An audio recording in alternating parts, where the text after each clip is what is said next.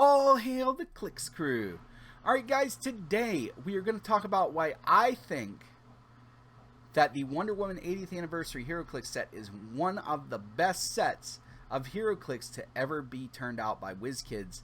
And I'll give you some reasons why I feel that way and why I hope they continue at least some of the trends that they had from the set coming right up. Before we get into this video, though, it's a good time to let you know that Mr. Clicks Flicks is sponsored by Lucky Dice Cafe out of Huntsville, Alabama, home of the ROC. No matter if you're in the United States or around the world, Lucky Dice Cafe has the winning role for our gaming needs. You can visit them at LuckyDiceCafe.com or on their Facebook page using the link found in the description of this video. Mr. Clicks Flicks is also sponsored by TrollandToad.com, one of the largest online gaming retailers. Visit TrollandToad.com and use the promo code MrClicksFlicks for 5% off your Heroclix order today.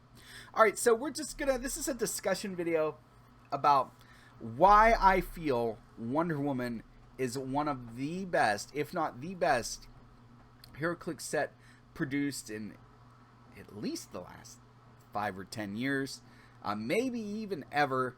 I really like what they did here. So, reason number one that I like this set is because it is the first set since I've played where it was treated like the first set somebody might be playing. I'm a big proponent of treating things at all points like it's the first time somebody is doing it. So that's sort of a Stan Lee approach to things. Stan Lee used to always say every Marvel comic is somebody's first Marvel comic, and you have to treat it that way. I don't feel like Heroclix always did that in the past, where they treated every set like it was somebody's first Heroclix set, but I do feel that way with the Wonder Woman 80th Anniversary Heroclix set. I just, from the characters that were chosen, to the dials that were put together, to the just general set design, I feel like this is just a good jumping on point for people, and I hope that they continue to do so in the future for this type of set. I hope they use this as a blueprint moving forward in the future. Now, I don't think that they had to sideline powers like they did. I don't think that has anything to do with the what makes this like a good someone's first set. I think that people are more than capable of doing that. But I do think it makes it easier for them to design a set without keeping certain powers in mind. But I hope that they don't use that as a crutch just so that it's easier. I hope that they're really thinking about how to design their figures, which I think, generally speaking, from this set, they did. The next thing that I really liked about this set was that this set had a bunch of army builders in it. I've always felt that every set should have a passel of army builders. Every booster should have at least one army builder in it to help add value to the booster. So right now we've got the Minotaurs, we've got the Amazon Warriors, we've got the other Amazon Warriors, we've got German soldiers, we've got Allied soldiers, and we've got Gorilla Knights. So we've got 6 different army builders in this set, and I feel like most boosters had at least 1 or 2 of them in there, which is how it should be. I hope moving forward that they look at that and they say, you know what, every set's going to have 5, 6, 7 maybe army builders in it, so that even if you get a booster where you own everything that's in the booster, you at least have that one army builder where you're like, well, I can at least use this, because that does help. It helps make it so that you're a little more confident in buying sealed product. It puts more value in the boosters because those are worth anywhere between, you know, depending on what it is, $2 to $5, generally speaking. When, you know, a lot of times a common you either flat out can't sell on the secondary market if you're trying to just, you know, let's say you have 3 of them. You don't need 3 of one figure typically. That's a non-army builder. So, you know, you try to get rid of them. You either can't get rid of them or you get rid of them for 10 cents or 25 cents. That's not a lot of value in the booster that already has, you know, not a lot of stuff going on. So I like that, you know, you're able to get 1 or 2 army builders in your set. It really helps with the value of the booster. So I like that, and I like the design of all of them, how they work with other figures in the set. They're not just army builders for the sake of army builders. So I really hope that they continue that moving forward also. I like that there were so many of them, and I like that they occurred frequently.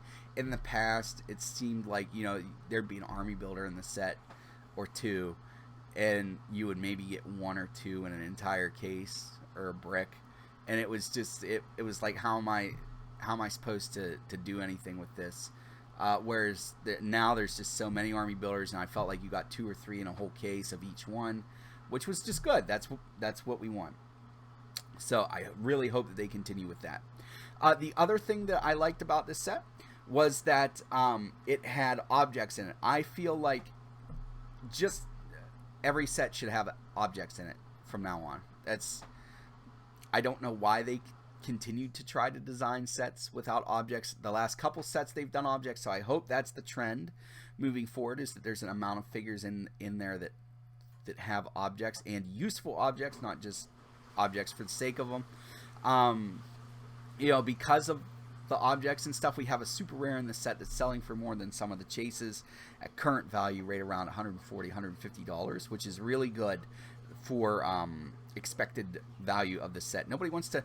I understand Wizkids doesn't guarantee an amount of pulling. You know, you're not guaranteed from this set 2 super rares, a chase, and a prime per brick. But it's understood, you know, wink, wink, nudge, nudge. You're probably going to get that. So you need to have a certain amount of things in there to assure that you're going to at least get close to what you paid for your brick. You know, bricks aren't getting any cheaper. They're trying to charge $140 retail right now. $130, $140 is the MSRP. You got to make sure you got at least $120, $115 worth of stuff when you pull it, guys, or else it's not worth it to buy sealed. Then it's like, why am I doing this? I'll buy opened stuff and just buy the couple things I want, and it'll be much cheaper, and I'll be much happier. And that's not good for the health of the game. Sealed product is key and core to keeping Heroclix going, keeping it fresh, keeping it as a viable business model. So I think having several super rares like that will be good in the future. I like that we had the one. I like that several of the chases are holding right around that $100 value. I like, speaking of chases, I really like that the chases were 1 per brick generally. Now I'd like it a little bit more. I heard some people getting no chase per brick, but I'd like it to be a little more like locked. Like, yes, you're getting 1 chase in your brick. I'd also like it where you're getting 1 prime in your brick, like happened very often during this set. I feel like, again, that's just an adding value to what we're having. Even if you get a bad chase, it's still $40 or $50.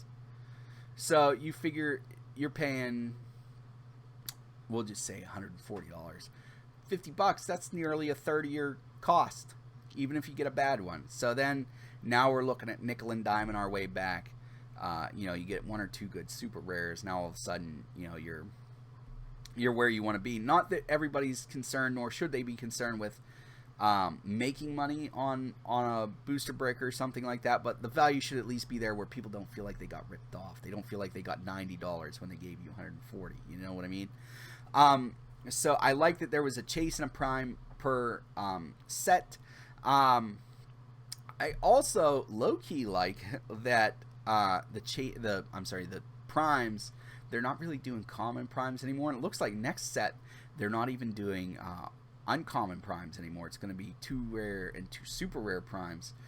So I feel like that's going to add a lot of value to the set. So I like that they're doing that. The next thing that we're going to talk about that I like that they did with the set are these legacy cards. I think that legacy cards and Silver Age in general, which they announced, is going to be very important to the health of the game moving forward, because you can't, if you never have an opportunity to play those older figures competitively, in a lot of people's minds, it's hard to get into a game where, you know, every 2 years, like, basically those figures are worthless to you. Now, for a lot of people, and like at my venue, we always play with basically everything, or at least everything with a card. But competitive play is what tends to propel the price of figures.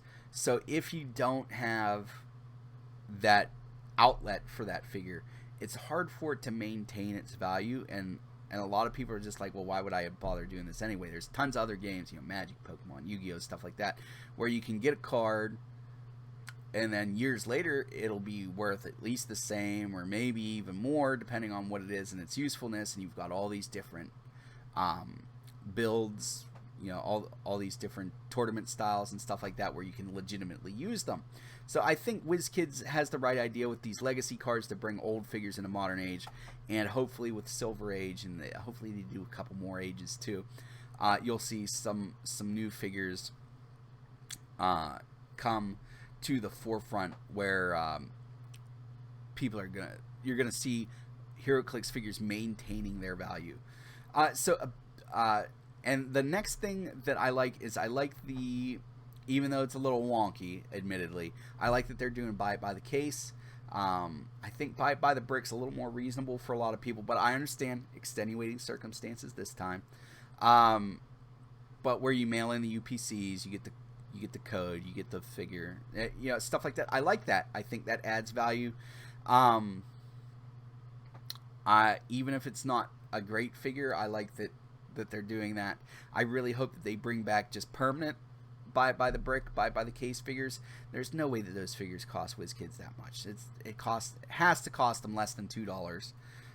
There has to be at least $2 worth of profit margin on those bricks and cases. I would be very surprised if it was more than 50 cents for them to produce an individual Heroclix. So I think that that's a really good thing to add. You know, make sure it's vaguely good so that people can get $5 or $10 out of it, and they'll just be generally thankful. So I like what they did with that. I do not like, however, that there's only 2 super rares per brick. I don't know why that stuck in my craw so bad, but I feel like moving forward they need to make sure that, and I understand, wink wink, nudge nudge, you're not assuring anybody anything in your bricks, but we all know that, you know, there's certain things you can generally expect. There will occasionally be outliers, but it should always be 3 super rares, a brick, and a chase per set, and then on top, per 3 super rares, a chase, and a prime per brick. And at that point, if you also have a few different really good objects in there, and you try to spread it out so that there's not like really good bricks and then really bad bricks as far as that goes. You know, you make sure each brick has 1, maybe 2 at least of those figures with the objects that are good. And then on top of that, each booster has probably a $2 to $5 army builder in it. I think people are going to be a lot more apt to buy boosters. You know, when you're saying, oh well, it's $13 for a booster, but you know my rare is pretty good. You know, and then I got 2 army builders that are going to be about $10. You know, maybe I got $11 out of my $13 booster. I don't feel as bad about it. Whereas in the past, you've opened a booster and you've lost 3/4 of your money as soon as you open it up. You're like, okay, the rare's $1. The rest of this is 25 cents each. You know, like why would you do that to yourself? But I think with this set design, they're leaning the other direction. Sorry. Leaning the other direction and putting more value in. I just want to see them add that extra super rare so that you feel you're going to be getting more value out of that. But I think this was very nearly perfect set design. So good job, WizKids. You guys let me know in the comments below how you feel about this. I do wholeheartedly believe that design-wise, this was probably the best set we've had in at least the last 10 years. This is a good set. There's a lot of value, a lot of things going on in it. Dial design's good. That's another thing. Before we go, I want to talk about that I like that they did is at every rarity level there's a good figure in it. The first time I can remember this happening was with War of Light. There was that common guy that could full movement charge. But in this one, you know, we've got Superman at the common slot. We've got a few other people, uncommon, rare. You know, you've got Zeus and Jason, super rare. You've got, you know, all the super rares and stuff. I don't feel like when you do a sealed tournament, it should be I pulled a super rare or I'm getting rolled over during the tournament. I that's just bad set design, bad poo poo. Or even worse is when it's if I didn't pull a chase, I'm not winning. No matter how good I am. Now you can get away with sometimes a really good player getting bad pulls, and if nobody else there is good, you know, they can still win. But it shouldn't be where all things being equal, you say all the player skills are equal. It shouldn't be based on rarity that if you pull a chase or super rare, you're auto winning. It should not be that way. And I don't feel like it's that way with this set. I feel like there's a bunch of other things in this set that really have a lot going on for them at all rarity levels, which I think is good and healthy for the game. So I'm hoping that they continue that trend as well, because that was really nice to see. So now I want you to put in the comments below what you feel about this set. Do you like this set design? Do you think it's terrible? Or are you like, Mr. Clicks, you've been talking for 15 minutes and I hate this set for reasons X, Y, and Z? Please put that in the comments below too, because I think this would be good feedback for Wizkids. Wizkids always hears when they do things bad, and I make sure to tell them about it. But I think it's important to tell them too, hey, you guys really did pretty good on this. Please continue doing that. I think they need to hear that too. But, you know, if we've got some little nitpicks like what I had, you know, put those in there too, because that is important too. Because eventually, wouldn't it be nice to have a set like this, but just that little bit better? And then there's nothing to come. There's just talking about how awesome Heroclix is, which is I love to do. I don't know anybody that likes to complain really like that, so it would be nice. And so yeah. Put your feelings on this down below. Do you think this is the best set in a long time? Do you think this is not a good set? Put that. I will enjoy reading that stuff. If you enjoyed this video, please make sure to give it a thumbs up, give it a share.